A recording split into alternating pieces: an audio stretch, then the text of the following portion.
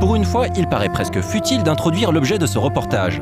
Après la critique, vous êtes en effet au courant dans les moindres détails de la nature du projet Heavy Rain, et vous connaissez également les différents points de vue des membres de la rédaction. Il est donc temps de laisser la parole à ceux qui se sont démenés pour donner vie à cette expérience unique, à l'image de David Cage, l'homme par qui tout a commencé. Après 5 longues années de développement, on se demandait bien dans quel état pouvait se trouver le boss de Quantic Dream, et surtout, s'il nourrissait encore des frustrations quant au résultat final de ce travail de longue haleine. Heavy Rain, ça a été un an de tournage avec 80 acteurs et cascadeurs, ça a été 2000 pages de script, ça a été un énorme travail, ça a été 200 personnes en développement. Voilà, ça a été assez babylonien. Encore une fois, quand on regarde dans le détail, on peut se dire que ça aurait pu être mieux, que ça on aurait pu améliorer, etc. Je crois que c'est pas le sujet. Moi, j'essaye de voir l'expérience dans son ensemble et surtout d'écouter les gens qui y jouent. J'ai lu beaucoup de reviews, je vais lire sur les forums ce que les gens en disent. Et en tout cas, ce que j'en ai lu jusqu'à maintenant, c'est que c'est une expérience qui atteint son objectif, qui était de créer de l'émotion. Et c'est visiblement ce que les gens en retirent.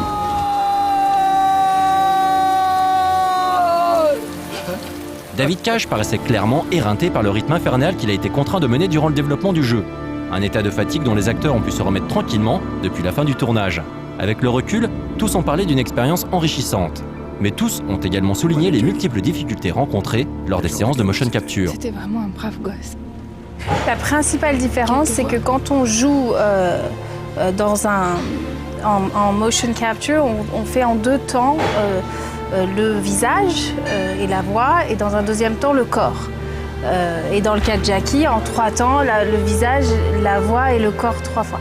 Donc on doit séparer notre jeu entre ces 2 choses-là. C'est-à-dire on doit rester assise dans une truc fermé pour la voix et le visage.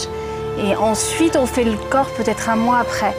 Donc ça, c'est la principale différence et la principale difficulté. L'autre étant que quand on fait la voix et le visage, on est seul dans le studio. Donc David est là, bien sûr, il nous dirige, il nous donne la réplique, mais on n'a pas de partenaire de scène, on n'a pas de partenaire de jeu, on n'a pas d'autres acteurs avec nous. Pour trouver le rythme, pour accéder aux émotions, tout ça, ça rend la tâche beaucoup plus difficile que quand on en a. In motion capture, the aspects of the acting is broken down into 3 parts. Another lady did the voiceover for Madison, so I had to act to her lines, which is audio acting. I had to do the body motion capture, which is all of the acting, but the body is being picked up by the 28 cameras. And then the facial motion capture, which is reacting and speaking the lines that somebody else has pre-recorded. And it's just that it's obviously it being in 3 parts to bring the same emotion and the same intensity to gel the 3 together can sometimes be very difficult, especially if there's been time elapsed between each filming. But ultimately it was just a new way of acting for me, which I really enjoyed, and it's just a new skill to kind of get to grips with, and as soon as you've done it, maybe a month or 2 months, then it becomes normal almost. Le travail après d'acteur pur et dur, le jeu en lui-même, la préparation du rôle, c'est la même chose que pour un tournage normal. Et le jeu en soi est le même. David nous a encouragés à jouer comme pour un film et pas comme pour un jeu vidéo, comme on pourrait fantasmer qu'il faut surjouer, ou de rester vraiment dans une réalité, dans une sincérité et une émotion de cinéma. Des heures et des heures de tournage ont donc été nécessaires pour parvenir au résultat que l'on connaît aujourd'hui. Un travail long et compliqué à mettre en place, qui aurait pu l'être encore plus si Quantic Dream ne possédait pas tout ce qu'il fallait dans ses propres locaux.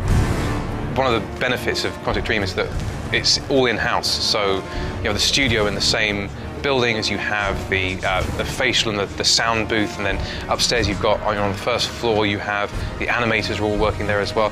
So we had the rare opportunity of not just working in motion capture, turning up, putting on the suits and then going home, we got the chance to see different stages of the whole process going on in the same place and getting to know the people that handle different aspects of the game. Se trouver en face des acteurs qui ont prêté leur visage et leurs attitudes aux personnages, avec lesquels vous avez évolué durant des heures, éveille en vous un sentiment étrange. Et si nous, joueurs, avons été troublés, les acteurs l'ont forcément été aussi devant l'image renvoyée par ce miroir d'une nature assez étrange que constituait Heavy Rain. Certainly, some of the stuff I've seen, you know, it's has blown my mind with the running and the stunt and like being able to kind of and seeing myself in a virtual world is kind of quite Egoist. crazy. Yeah, I'm massive. Massive. I just like looking at myself. It's all about me. So now if I can have a mirror here and then the computer game there and then maybe another mirror there, I could just have the time of my life. He's in therapy, please excuse him. One of the curious things is that when I now see a scene from Heavy Rain or see somebody playing it, I remember being in the room. I don't remember being in the studio with the desk. I see it and I actually feel like I would on a film set, that I remember me being on the set and feeling the emotions that I was feeling there and then. And other people have seen shots of me running and they say, it's you, it's the way you run. That's the way you turn your head, that's your expression, you know. And we bumped into each other at you can say this. Oh yeah. We were at a casting at the beginning of this year, a commercial casting in England, in London. And I saw Pascal, he was sitting opposite me, and I was like, we'd never met, just we'd never met. And so I was like, I know that guy, where do I know? Like, oh my God, and I was like, Pascal, and he's looking, and Pascal's looking at me going, do I live near you? and then we realised, you know, we just knew each other's. We'd sort of worked with each other, but never been in the same room. David Cage ne cesse de clamer un peu partout que son jeu constitue une expérience unique. A raison sans doute. Un discours que tiennent également les acteurs malgré un passé vidéoludique limité. I think it's an exciting concept that it's going to evoke more emotions than any other video game has attempted to in the past. Because in the past video games, it's more centered around, you know, combat or competition and frustration and fighting and anger and violence. Yes, there is that in this game, and yes, that's a part of life, but there are so many more emotions to be explored in this game, and I think that's why it's exciting a wider scope of people. It's a more intellectual, emotional game, and I think that has to be, you know, touching a lot of people and exciting a lot of people. People are demanding this, aren't they? It sounds like les gens sont en attente d'un jeu comme ça. Ils parlent pas seulement du graphisme. Alors le graphisme est très beau et ça ils en parlent aussi beaucoup, mais ils sont en attente de ça, d'un vrai jeu d'acteur, d'une vraie histoire qui est émotionnellement intéressante, quoi, et qui aille un peu au-delà effectivement d'une histoire un peu basique comme ça où on se bastonne. De la motion capture, de vrais acteurs, des années de travail, le projet Heavy Rain a réclamé du temps, de la patience, mais également des moyens financiers très importants pour être mené à bien. Si bien que les créateurs, David Cage en tête, avaient une immense pression sur les épaules au moment de la sortie du jeu. Une pression qui se ressent lorsque l'on évoque les quelques réserves émises par certains journalistes, très critiques à l'égard du jeu. Au-delà des notes, c'est un peu scolaire toujours, ce que les gens disent est extrêmement consistant aussi. Alors il y a une frange minoritaire qui est très attachée, qui est très nostalgique, qui aimerait bien que les jeux soient pareils que ce qu'ils ont fait depuis 15 ans et qu'on améliore simplement un système de combat en changeant un petit truc. Voilà, il y a des gens comme ça à qui Heavy Rain ne conviendra pas parce que c'est pas ce qu'ils attendent du jeu vidéo. Ils attendent une expérience frénétique dans laquelle on appuie vraiment de manière compulsive sur un bouton et dans lequel on ressent de l'adrénaline. Heavy Rain n'est pas pour ce public-là, c'est clair, mais je crois qu'il y a aussi des gens qui attendent autre chose du jeu, qui sont des gens qui, comme moi, vieillissent, malheureusement, ont plus 15 ans, et ont envie de trouver dans leur expérience interactive peut-être autre chose. Alors, ce qui ne remet rien en question, il y aura toujours des jeux d'action, des shooters, etc. Et c'est très bien, il y a un public pour ça, et il y a des tas de jeux extraordinaires qui font ça très bien. La vraie question que pose Heavy Rain, c'est est-ce que ça doit être l'intégralité de l'offre du jeu vidéo aujourd'hui, ou est-ce qu'il y a la place pour d'autres expériences qui permettent d'explorer d'autres choses d'une autre manière pour un autre public. Puis je crois aujourd'hui qu'il faut vraiment qu'on sorte de ce que sont les jeux vidéo aujourd'hui. Combien de temps on va passer encore à sabrer des monstres plus ridicules année après année? Combien de zombies est-ce qu'on peut tuer? Enfin, à un moment, il faut que tout ça, on passe à autre chose, il faut qu'on tourne la page, il faut qu'on grandisse. Il faut qu'on grandisse. Oui, il y a un public d'enfants et d'adolescents là dehors, voire d'adultes, que ça amuse de temps en temps. Mais ça ne peut pas être l'intégralité du contenu des jeux vidéo. On voit la diversité de l'offre au cinéma. On trouve de tout. On trouve des tragédies, des comédies musicales, des films pornographiques, des films pour enfants. Il y a tout pour tous les publics. Pourquoi est-ce que le jeu devrait complètement se focaliser sur l'adrénaline, vraiment, et la testostérone? Il y a d'autres choses dans la vie. Heavy Rain, c'est donc avant tout la volonté de proposer quelque chose de différent. Un pari osé, mais pas isolé. D'autres productions avaient déjà misé sur un concept assez similaire, cherchant à susciter de nouvelles émotions chez les joueurs. Parmi elles, un jeu a particulièrement marqué et influencé David Cage.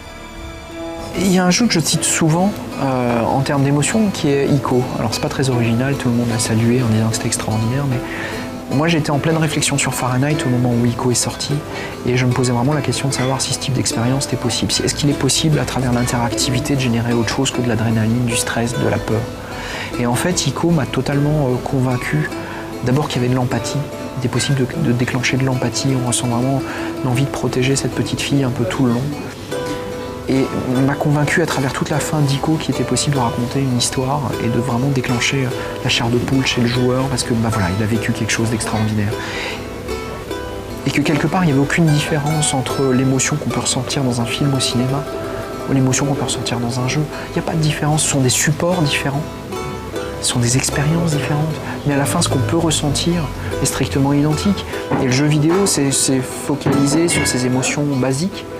Mais c'est pas une contrainte inhérente aux médias, c'est une contrainte qu'on s'est donnée nous-mêmes parce que c'était plus facile, parce que voilà, on peut faire pam pam boum boum et tout à coup on sursaute, on a peur, voilà. Et très bien, on sait le faire, on a démontré des jeux qui le font très bien. Moi, ce qui m'intéressait dans Heavy Rain, c'était de savoir si j'étais capable de faire ressentir de la déprime, savoir si j'étais capable de mettre le joueur mal à l'aise, de le rendre triste, de le surprendre, de l'intéresser pour l'histoire, de le faire douter.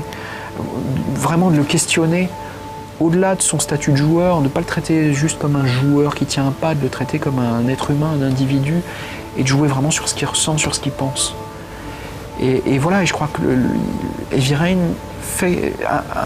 accomplit quelque chose à cet égard, moi je trouve vraiment intéressant maintenant. Encore une fois, c'est les joueurs qui vont rendre le verdict et qui diront si ça a une valeur ou pas. Le hasard a voulu qu'Heavy Rain sorte quelques semaines après Avatar, le dernier blockbuster signé James Cameron, qui utilise également massivement la motion capture. Et lorsque l'on compare les deux productions, on se rend compte immédiatement du fossé technologique qui les sépare. Si dans Heavy Rain, l'émotion passe par la mise en scène, le regard des personnages ne traduit finalement que peu d'émotions, à l'inverse d'Avatar. Et évidemment, on se demande quand le jeu vidéo pourra intégrer une telle technologie. David Cage a sa petite idée sur le sujet.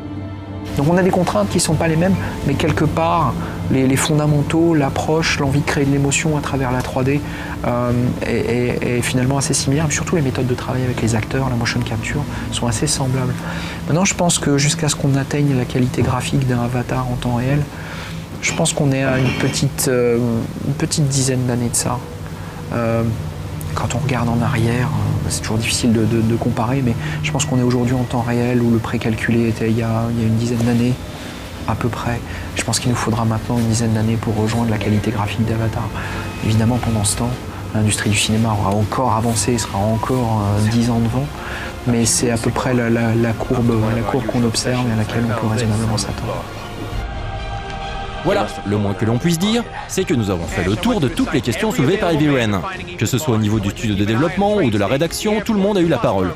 C'est maintenant à votre tour de vous faire votre propre idée sur le jeu, si ce dernier vous inspire. I swore on my son's grave that I would kill the man who murdered him. I just don't believe he's guilty. Your other son, Mrs. Shepherd, what was his name? Everything I did for love.